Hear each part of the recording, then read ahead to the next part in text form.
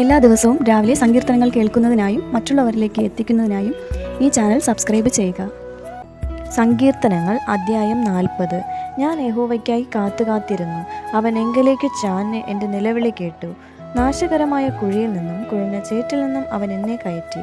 എൻ്റെ കാലുകളെ ഒരു പാറമേൽ നിർത്തി എൻ്റെ ഗമനത്തെ സ്ഥിരമാക്കി. അവൻ എൻ്റെ വായിൽ പുതിയൊരു പാട്ട് തന്നു. നമ്മുടെ ദൈവത്തിനു സ്തുതി തന്നെ. പലരും അത് കണ്ട് ഭയപ്പെട്ടു യഹോവയിൽ ആശ്രയിക്കും. യഹോവയെ തൻ്റെ ആശ്രയമാക്കി കൊള്ളുകയും നിഗളികളെയും വ്യാജത്തിലേക്ക് തിരിയുന്നവരെയും ആദരിക്കാതിരിക്കുകയും ചെയ്യുന്ന മനുഷ്യൻ ഭാഗ്യവാൻ. എൻ്റെ ദൈവമായ യഹോവേ, നീ ചെയ്ത അത്ഭുത പ്രവൃത്തികളും ഞങ്ങൾക്ക് വേണ്ടിയുള്ള നിന്റെ വിചാരങ്ങളും വളരെയാകുന്നു. നിന്നോട് സദൃശൻ ആരുമില്ല. ഞാൻ അവയെ വിവരിച്ച് പ്രസ്താവിക്കുമായിരുന്നു, എന്നാൽ അവ എണ്ണിക്കൂടാതെ വണ്ണം അധികമാകുന്നു. ഹനനയാഗവും ഭോജനയാഗവും നീ ഇച്ഛിച്ചില്ല. നീ ചെവികളെ എനിക്ക് തുളച്ചിരിക്കുന്നു. ഹോമയാഗവും പാപയാഗവും നീ ചോദിച്ചില്ല. അപ്പോൾ ഞാൻ പറഞ്ഞു, ഇതാ ഞാൻ വരുന്നു. പുസ്തക ചുരുളിൽ എന്നെക്കുറിച്ച് എഴുതിയിരിക്കുന്നു. എൻ്റെ ദൈവമേ, നിന്റെ ഇഷ്ടം ചെയ്യുവാൻ ഞാൻ പ്രിയപ്പെടുന്നു.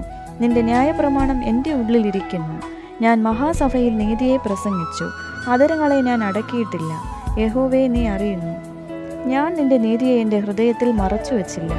നിന്റെ വിശ്വസ്തതയും രക്ഷയും ഞാൻ പ്രസ്താവിച്ചു. നിന്റെ ദയയും സത്യവും ഞാൻ മഹാസഭയ്ക്ക് മറച്ചതുമില്ല.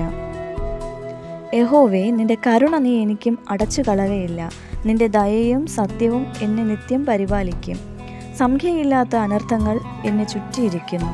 മേൽപോട്ടു നോക്കുവാൻ കഴിയാതെ വണ്ണം എൻ്റെ അകൃത്യങ്ങൾ എന്നെ എത്തിപ്പിടിച്ചിരിക്കുന്നു.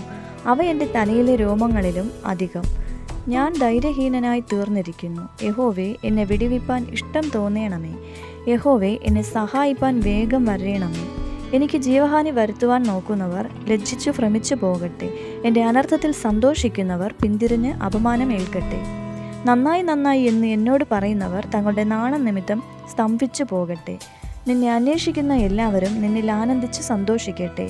നിന്റെ രക്ഷയെ ഇച്ഛിക്കുന്നവർ യഹോവ മഹത്വമുള്ളവൻ എന്ന് എപ്പോഴും പറയട്ടെ.